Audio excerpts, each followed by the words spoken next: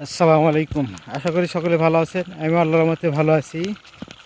এই যে মাঠে আসছিলাম, দেখেন এই পাশে ভুট্টা, সরষে, এই পাশে ধান লাগাতে সব।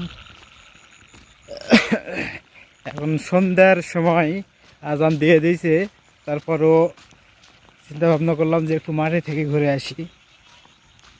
ফসলের জমি দেখার উদ্দেশ্যে বের হইলাম।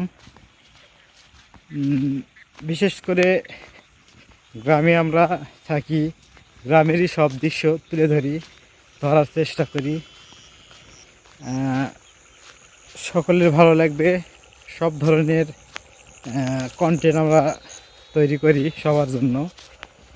এবং বিশেষ করে আমরা গ্রামের ফসল, বিভিন্ন রকম ফসল ভিডিও করে থাকি, যেমন সরষে, আলু, গম, ভুট্টা, ধান, পেঁয়াজ, রসুন, সব ধরনের। এই পাশে সরষে পেকে গেছে, দেখেন। আমি সামনে ক্যামেরা দিই, আপনারা দেখতে থাকুন। এই দেখেন এমন সুন্দর হয়ে পাকছে সরষে। এই যে এই দু একদিনের মধ্যে উঠানো হবে সরষে। এই যে সরষে খুব সুন্দর হয়ে পাকিছে। এই পাশেও আছে, এটা একটু কাঁচা আছে, এটা একটু দেরি হবে তুলতে। আর সামনে আছে, ওটা হচ্ছে পরে সরষে, জাপানি সরষে। সরষেটা কয়েকদিন দেরি হবে এটাও। এই যে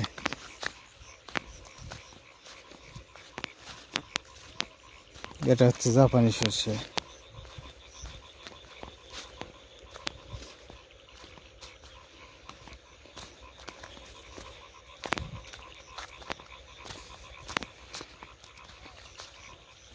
এই যে এই পাশে যে ধান লাগানো হয়েছে, আর আমরা লাগাইছি বিলের থেকে পানি সেচে। আর এগুলো হচ্ছে পরে নদীর পানি।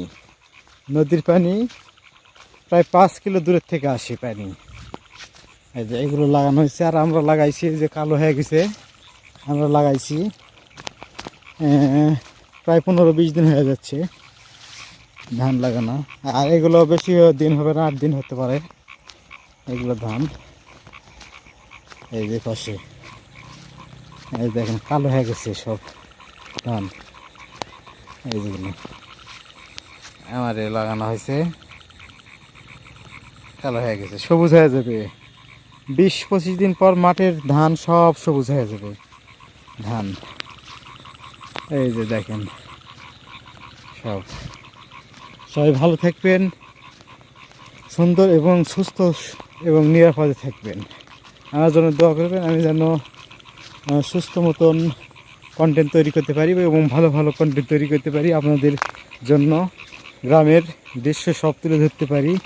সবাই দোয়া করবেন। আর পেজটা যেন আমি অতি দ্রুত আগাতে পারি, পেজটা দাঁড় করাতে পারি, এবং আর্নিং হলে এখান থেকে পরিবার নিয়ে এবং সবাইকে নিয়ে যেন ভালো থাকতে পারি। সবাই দোয়া করবেন।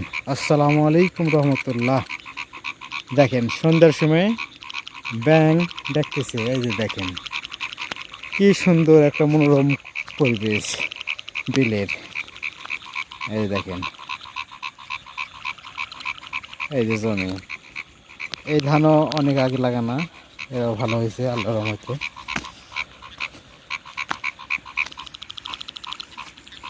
এদের পাশে বিছনের দাম খুবই কম এবার, এই কারণে বিছন ঠেলাতে আছে। দাম বেশি হলে ওঠানো হতো। সবাই ভালো থাকবেন, সবার জন্য দোয়া এবং ভালোবাসা রইল। সবাই আমার জন্য দোয়া করবেন। আসসালামু আলাইকুম রহমতুল্লাহ।